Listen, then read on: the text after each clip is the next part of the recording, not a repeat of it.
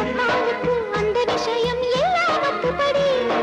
கட்டிப்பூடி தொட்டுப்படி மூன்றாம் பாலை முன்னோர் சொன்னபடி. கண்ணனுக்கு காதல் வந்தனம், கண்மணிக்கு ஜீவன் அர்ப்பணம்.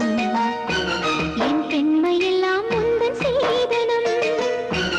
உன் சீதனங்கள் என்ன நூதனம்.